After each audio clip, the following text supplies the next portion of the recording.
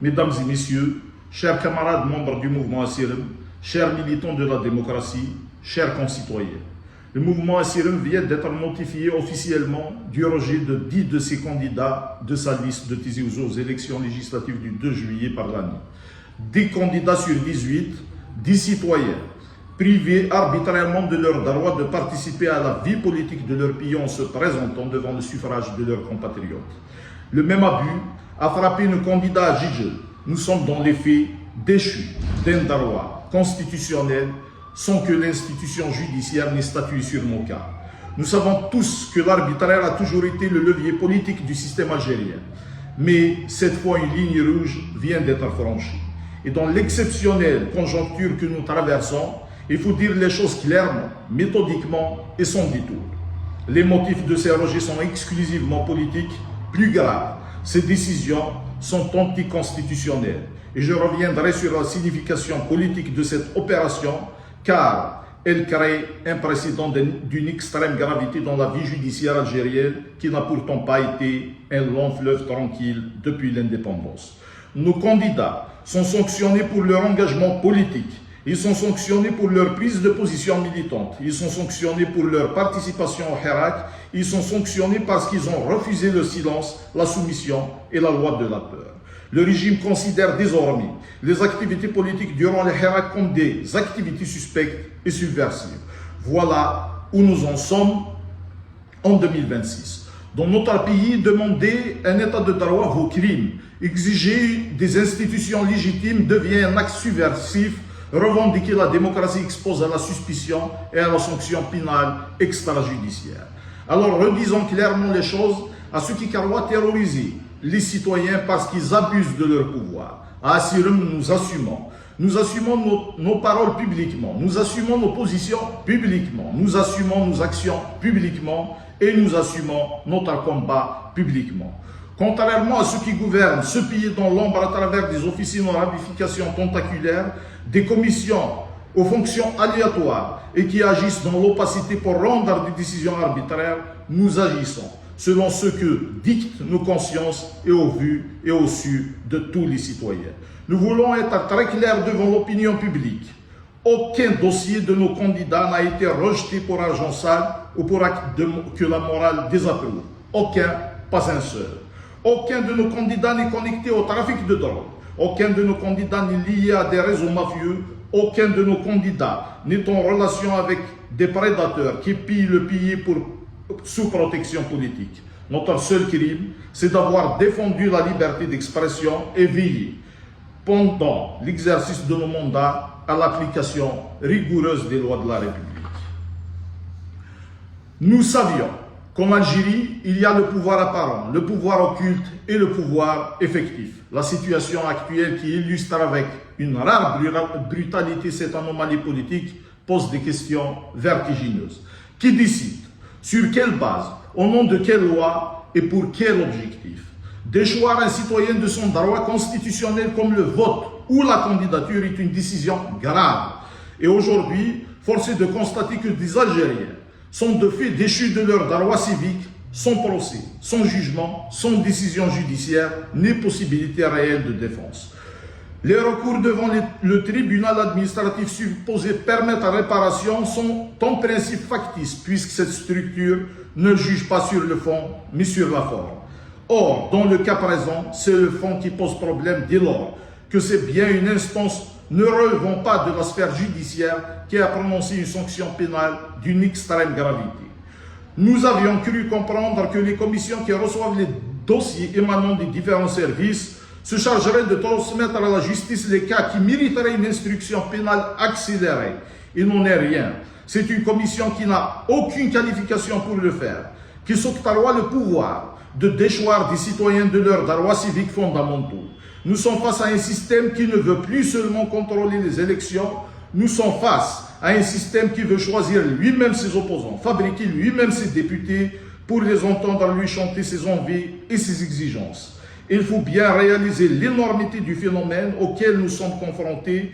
Nous sommes en fait devant un changement de régime puisque les modalités de construction de la représentation nationale sont filtrées à travers des actes relevant de centres de décision sans autorité judiciaire ni légitimité élective. Et cette situation de bascule politique doit interroger l'expert et interpeller le citoyen. Chers compatriotes, la situation est grave et complexe dans tout le pays où monte une colère légitime. J'aimerais cependant attirer particulièrement l'attention de mes compatriotes de Kabylie car il s'y ajoute une prise supplémentaire. Et ceux qui ont parcouru les pages du MAC ces derniers jours savent à quel point cette secte constitue une menace d'autant plus nocive qu'elle est manipulée par le régime. L'opinion publique doit être alertée sur cette réalité extrêmement dangereuse. Les officiels qui prétendent combattre les extrémistes sont aujourd'hui objectivement les sponsors du MAC, dont ils ont largement infiltré les groupes qui encouragent à semer des informations, calomnies et violences pour transformer la Kabylie en champ de diatribes et d'affrontements qui conduisent à des radicalités insensées et déstabilisatrices. Les deux partis travaillent dans une synergie diabolique pour aboutir au même résultat, pourrir la situation en Kabylie. Une preuve éclatante de cette collusion vient de nous être donnée par l'une de ces niches. L'information détaillée concernant le rejet de nos candidatures a été publiée sur des pages proches du MAC, 48 heures avant même notre notification officielle. Je dis bien 48 heures avant notre notification officielle. Même le nombre exact de rejets a été donné. Revenons maintenant aux injustices et aux abus judiciaires commis par le régime lors de cette opération et dont les conséquences seront dommageables pour l'ensemble du pays à court, moyen et long terme. Après réunion de ces instances et consultation de ces candidats, Assirem annonce la décision suivante. Sur le principe, le mouvement Assirem rejette cette décision dans la forme comme dans le fond. Comment trouver une lecture politique à un aventurisme qui a fait de l'incohérence, de l'illégalité et de l'opacité son principe d'action. Je suis actuellement élu à l'APOUI, comme d'autres amis qui sont aujourd'hui sur notre liste, mais nous n'avons pas le droit de nous présenter à la députation. Contrairement à ce que prétendent les mouches électroniques ou certains désœuvrés qui se défoulent sur les réseaux sociaux, ce qui se joue actuellement n'est pas le confort d'un statut de député. En 2019, j'ai démissionné de l'Assemblée nationale avec mon ami Maître Lila Hadjarab et j'ai publiquement renoncé aux avantages liés à la fonction parlementaire pour reprendre mon métier d'ingénieur. Ce qui se joue, c'est la nécessité de rassembler les volontés qui refusent cet arbitraire qui fait de l'Algérien un sujet soumis aux désirs et aux pressions des clans, et non un citoyen ayant le droit d'être jugé dans le cadre des lois en vigueur. C'est pour cela que nous informons officiellement nos compatriotes que dans le but de mettre le pouvoir face à ces contradictions, nous introduirons le recours avec les mêmes candidatures. Nul ne pourra dire que nous avons joué la surenchère, ni profité d'une faute politique gravissime pour aggraver la crise institutionnelle provoquée par une décision irresponsable. Le combat est lent et mettre à nu les turpitudes du régime est une autre manière de continuer de renforcer les luttes pour les libertés démocratiques. Certains diront que s'engager dans ce processus est une manière de cautionner les abus que l'on dénonce. En démocratie, tous les avis exprimés avec respect et sincérité méritent attention. Mais le vrai militant sait que dans la vie politique, chaque action doit être analysée par rapport à son contexte.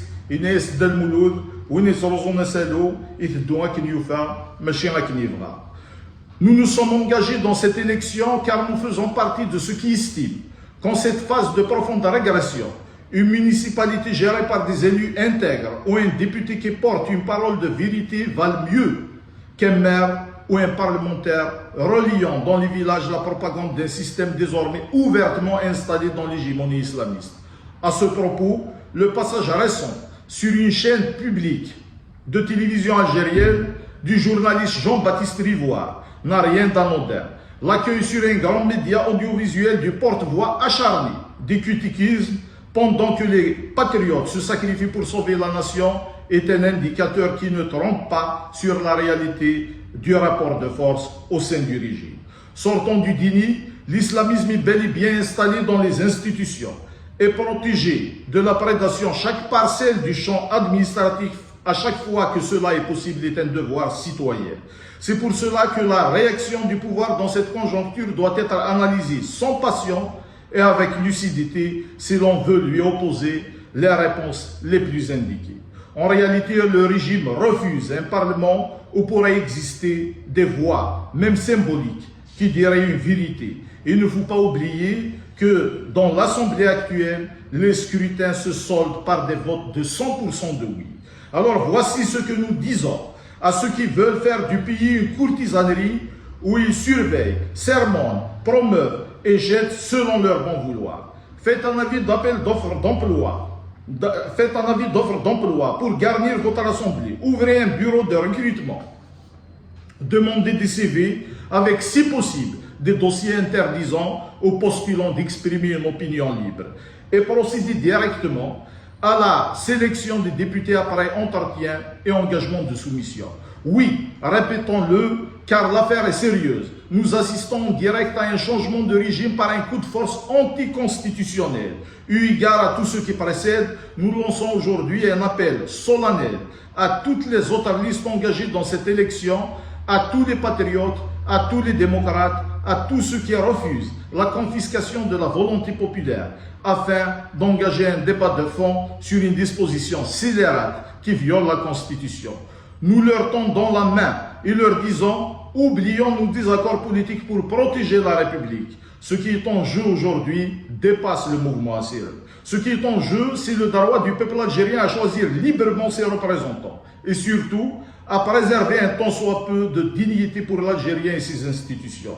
Ce qui est en jeu, c'est l'existence même d'une collectivité nationale qui aspire à un minimum de cohérence politique. Voir ces problèmes traités dans le cadre de l'institution judiciaire, même si nous savons tous que les séparations du pouvoir restent une schéma en Algérie. L'histoire retiendra ceux qui auront résisté, mais elle retiendra aussi ceux qui, par leur silence ou leur intervention occulte en vue de sauvegarder leur candidature, auront participé à couvrir l'une des plus graves dérives judiciaires commises dans un pays où on en a connu beaucoup.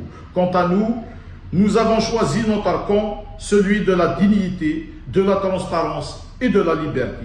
Je vous remercie pour votre attention. La lutte continue. Fenmir.